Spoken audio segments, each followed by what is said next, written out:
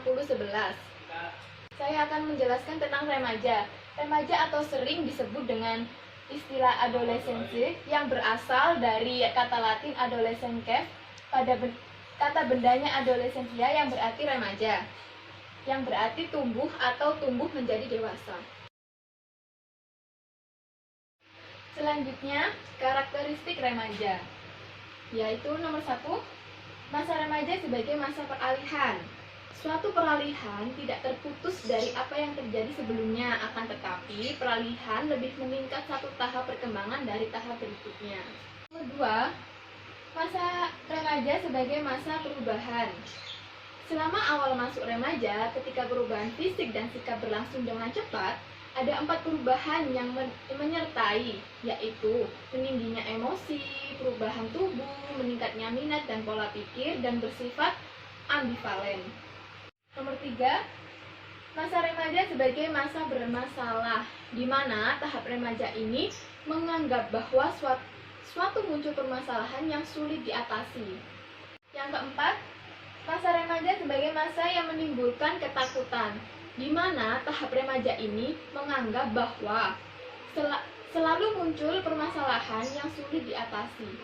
Nomor 5, masa remaja sebagai masa yang tidak realistis. Remaja cenderung memandang kehidupan sesuatu dengan keinginan. Remaja melihat dirinya sendiri dan orang lain sebagaimana yang ingin diinginkan dan bukan sebagaimana adanya. Nomor 6, masa remaja sebagai ambang masa dewasa. Remaja mulai mengenal perubahan-perubahan dan konflik-konflik. Di situasi seperti itu, remaja mulai mengerti dan paham akan situasi permasalahan. Itu yang membuat remaja berkembang ke tahap dewasa. Berikutnya, perubahan fisik remaja. Di sini dibagi menjadi 2, yaitu perubahan eksternal dan perubahan internal. Perubahan eksternal pada perempuan itu mencapai tinggi matang pada usia 17-18 tahun, suara melenting dan payudara membesar. Nah, laki-laki mencapai tinggi matang kira-kira setahun sesudahnya. Suara membesar, tumbuhnya kumis, tumbuhnya jakun. Perubahan internal di sini ada 5. 1, sistem pencernaan. 2, sistem peredaran darah. 3, sistem pernafasan. 4, sistem endokrin. Dan 5, jaringan tubuh. Berikutnya, keadaan emosi remaja. Emosi adalah perasaan batin seseorang, baik berupa pergolakan pikiran, nafsu. Secara tradisional, masa remaja dianggap sebagai periode badai dan tekanan. Meskipun emosi remaja seringkali sangat kuat, tetapi tidak terkendali dan irasional, tetapi dari tahun ke tahun terjadi perbaikan perilaku emosional tersebut. Berikutnya, peran seks remaja di sini dibagi menjadi 3, yaitu aspek kognitif, aspek afektif, dan aspek konatif. Di sini saya akan menjelaskan aspek kognitif, mencakup persepsi, anggapan dan harapan orang lain dari kelompok jenis kelamin dari pria dan wanita.